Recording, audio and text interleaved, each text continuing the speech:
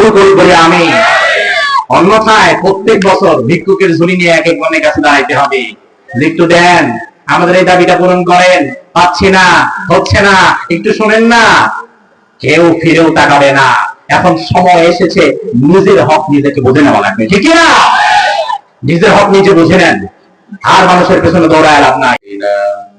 ومن سيئات أعمالنا من يهده الله فلا مضل له ومن يضلل فلا تجد له وليا مرشدا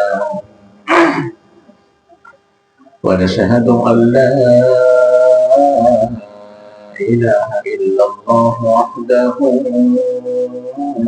لا شريك له ونشهد أن سيدنا إمامنا قدوتنا حبيبنا طبيبنا وطبيب أرواحنا محمد الذي أرسله بالحق بشيرا ونذيرا وداعيا إلى الله بإذنه وسراجا منيرا.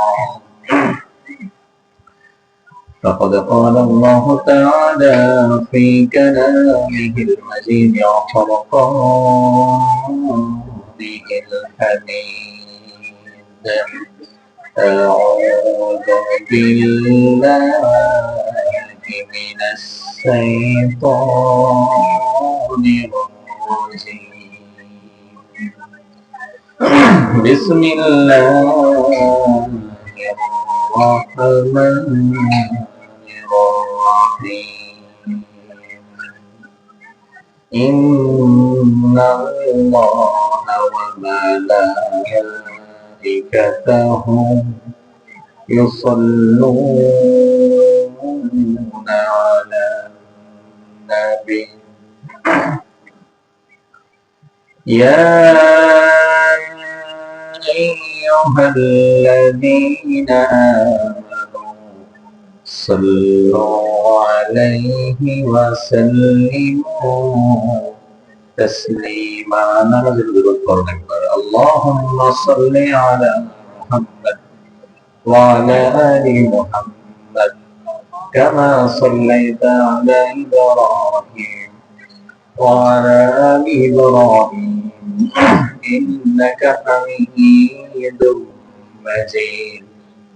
اللهم بارك على محمد وعلى آل محمد كما باركت على إبراهيم وعلى آل إبراهيم إنك حميد مجيد.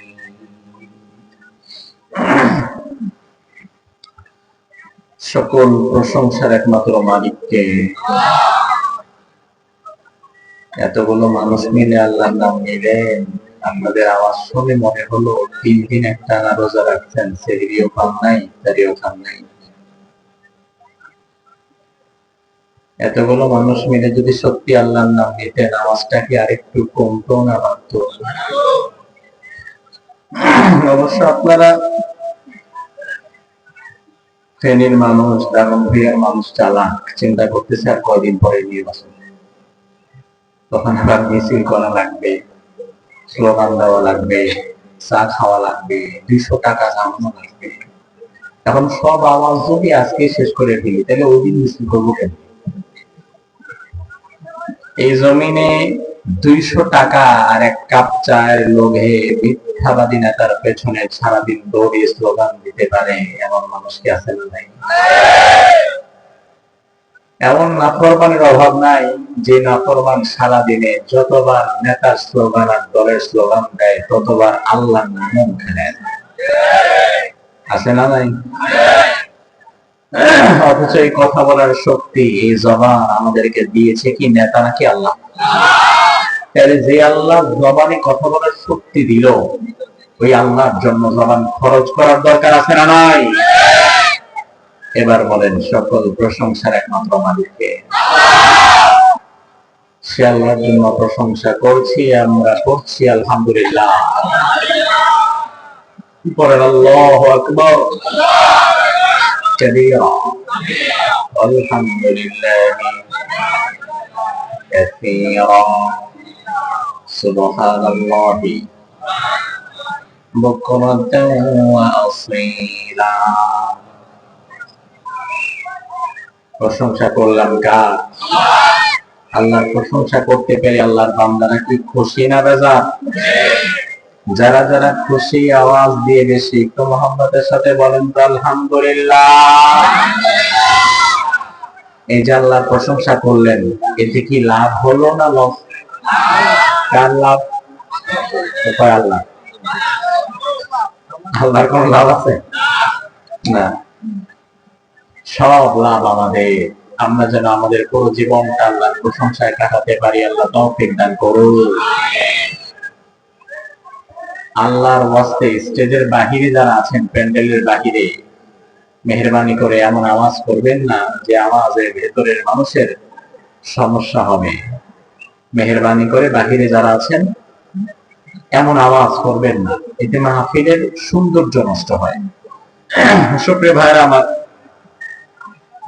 সোনাপুকুর নজির ভুইয়া জামে মসজিদ ও প্রবাসীদের উদ্যোগে 12তম তাফসীরুল কোরআন মাহফিল।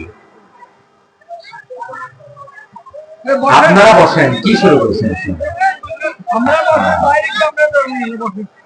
মানে বাহিরে ডক্টর ইউনূস আছে নাকি নাকি ট্রাম্পের সাথে যুদ্ধ হচ্ছে কেন?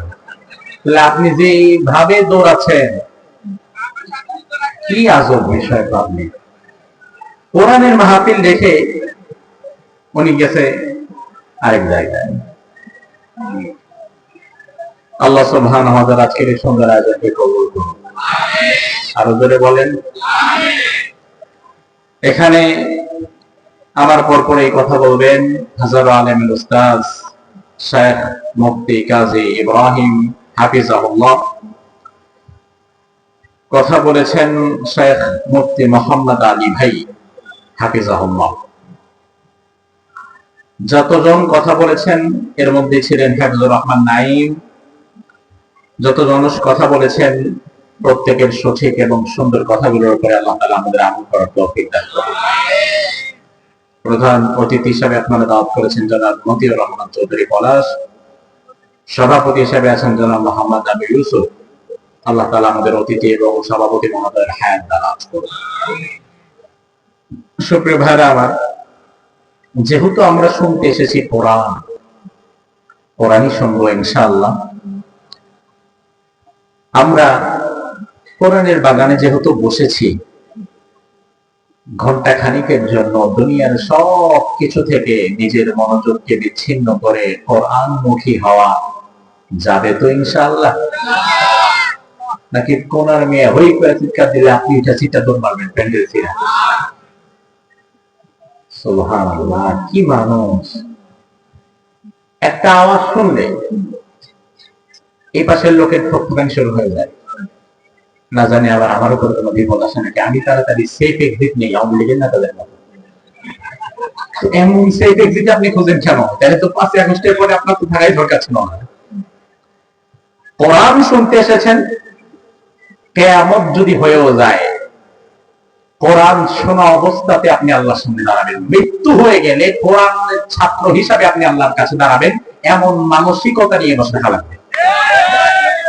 এত ঠুনকো মানসিকতা নিয়ে কোরআন শুনলে হবে না। যে ঢেউ ব্যাং দৌড় মারলে ওই ঢেউ ব্যাঙের চেয়ে বেশি স্পিডে আপনি লাফাবেন, এই মানসিকতা রাখলে হবে। আমরা যেন পরিপূর্ণ মনোযোগী হয়ে কোরআন শুনতে পারি, কোরআনের রহমত বরকত লাভ করতে পারি। আল্লাহ তৌফিক দান করুন। সুপ্রিয় ভাইরা আমার, এই 30 পারা কোরআন তো এমন এক কিতাব যে কোরআন ইউনিক। পৃথিবীতে কোন কিতাব, কোন বই পড়ার আগে ওযু গোসলের কোনো দরকার নাই, কিন্তু কোরআন ধরতে গেলে পবিত্রতার দরকার আছে না নাই? কোরআন পড়তে গেলে আউযু বিল্লাহ বিসমিল্লাহ পড়ার দরকার আছে না নাই? কারণ আল্লাহ বললেন ফাইযা ক্রাআতাল কুরআন ফাস্তাইন বিল্লাহি মিনাশ শাইতানির রাজীম। এই কোরআন যখন পড়তে যাবা, কোরআন যখন শুনবা, কোরআন পড়ার আগে, কোরআন শোনার আগে আউযু বিল্লাহ পড়ে নাও। দুনিয়ার কোনো কিছু পড়ার আগে আউযু বিল্লাহ পড়ার কোনো দরকার নাই। আউযু বিল্লাহ ইসলামে খুব একটা তেমন ব্যবহার হয় না, বিসমিল্লাহ ব্যবহার অনেক বেশি হয়। ভাত খাওয়ার আগে বিসমিল্লাহ, ঘর থেকে বের হবেন বিসমিল্লাহ, নতুন কিছু শুরু করবেন বিসমিল্লাহ, তবে খাওয়ার আগে আউযু বিল্লাহ বলা লাগে না, ঘোরানোর আগে আউযু বিল্লাহ বলা লাগে না, কোথাও বের হওয়ার সময় আউযু বিল্লাহ বলা লাগে না। কিন্তু কোরআন পড়ার আগে আউযু বিল্লাহ পড়ার দরকার আছে না নাই? কি কারণ? কারণ আল্লাহ বললেন তুমি যখন কোরআন পড়তে যাবা, কোরআন যখন শুনতে যাবা, তোমার মনোযোগকে বিচ্ছিন্ন করে দেওয়ার জন্য, কোরআন থেকে তোমাকে দূরে সরিয়ে রাখার জন্য সবচাইতে বেশি চেষ্টা যে করবে তার নাম কি? বাংলাদেশে আছে, ফেনীতে, দামনভূঞায়, সোনাপুকুরে, কম বেশি? সোনাপুকুরে বেশি। আমার ভাই, শয়তান তো সর্বত্র রয়েছে। দুনিয়ার কোন অস্ত্র দিয়ে আপনি শয়তানের সাথে মোকাবেলা করতে পারবেন না, কারণ শয়তান দুনিয়াতে সৃষ্টিও হয় নাই, আসমানি ক্ষমতা নিয়ে নাজিল হয়েছে শয়তান। এই জন্য শয়তানের মোকাবেলা করার জন্য আপনাকে আসমানি অস্ত্র লাগবে। আর এই আসমানি অস্ত্রের নাম হচ্ছে আউযু বিল্লাহ। আল্লাহ বলে বান্দা, তুমি যদি কোরআন পড়ার আগে একবার আউযু বিল্লাহি মিনাশ শাইতানির রাজিম পড়তে পারো, শয়তানের সব ধোঁকা থেকে আমি আল্লাহ তাআলা তোমারে বাঁচায়া দেব।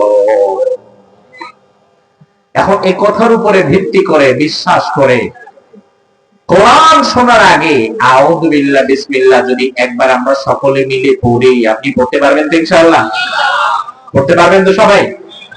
পড়েন, আউযু বিল্লাহি মিনাশ শাইতানির রাজিম, বিসমিল্লাহির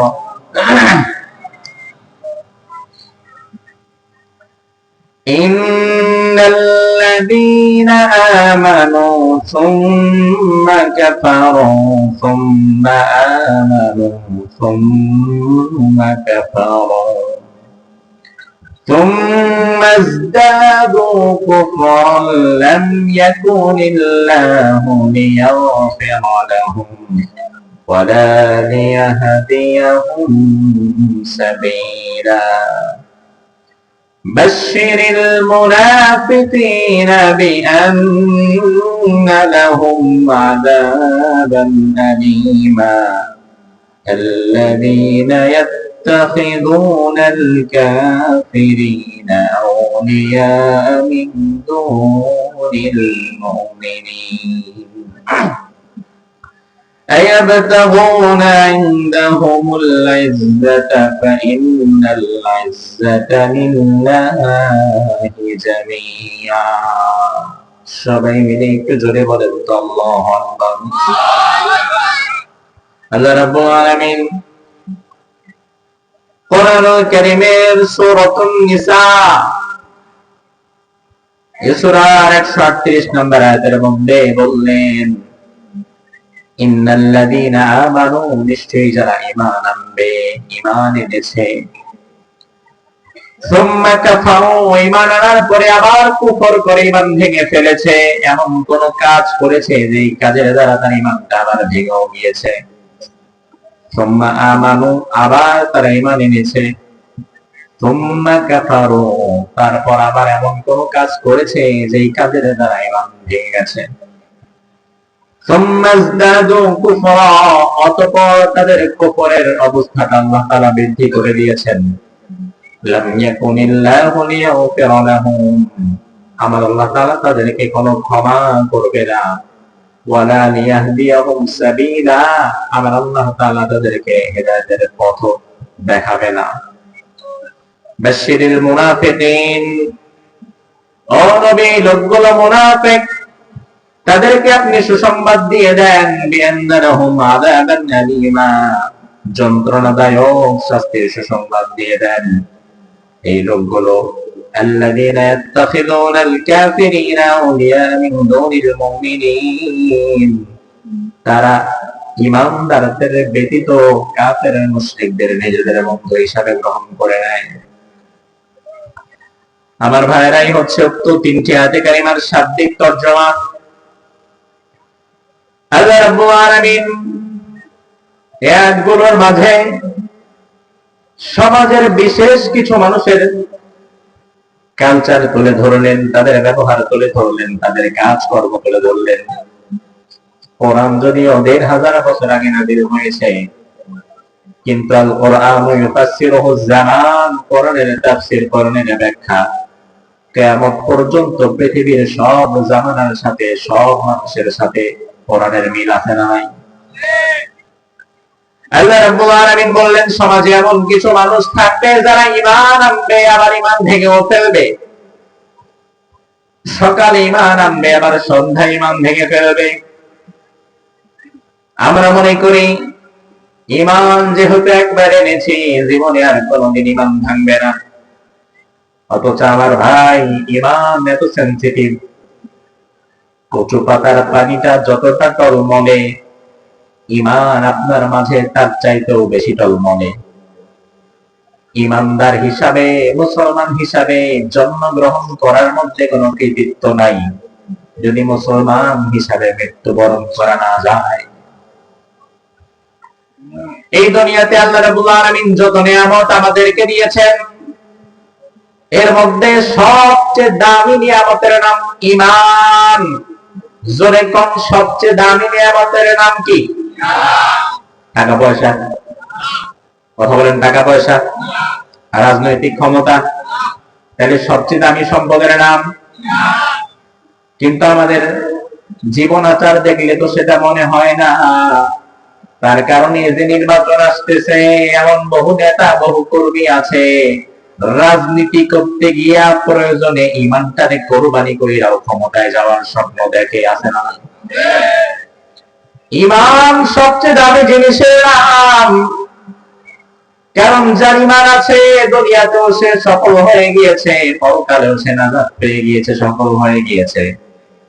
ঈমান যার আছে, জান্নাত তার আছে। ঈমান যার নাই, জান্নাতও তার নাই।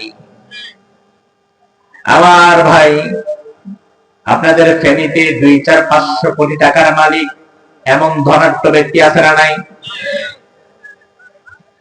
ফেনীর একজন শীর্ষস্থানীয় ধনী, ১০০০ কোটি টাকার মালিক, প্রভাবশালী, বিত্তশালী, ক্ষমতাশালী, ওই বান্দা যদি আজকে রাতে মারা যায়, আগামীকাল রাত পর্যন্ত তার লাশটা মাটির উপরে হয়তো থাকবেও না।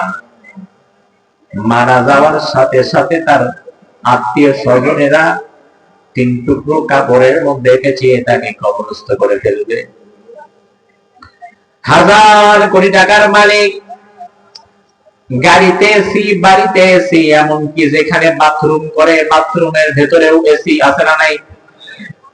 ওই লোকটা যখন মারা যাবে, কবরে যখন চলে যাওয়া লাগবে, কবরে যাওয়ার পরে, কবরে যাওয়ার মুহূর্তে দুনিয়ার কোন সম্পদই কিন্তু আর তার সাথে যেতে পারবে না।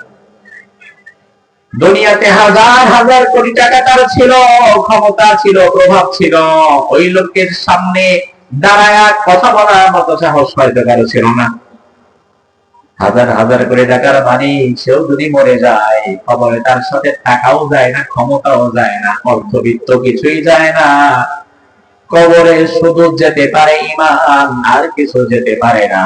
তাইলে যেটা কবরে যেতে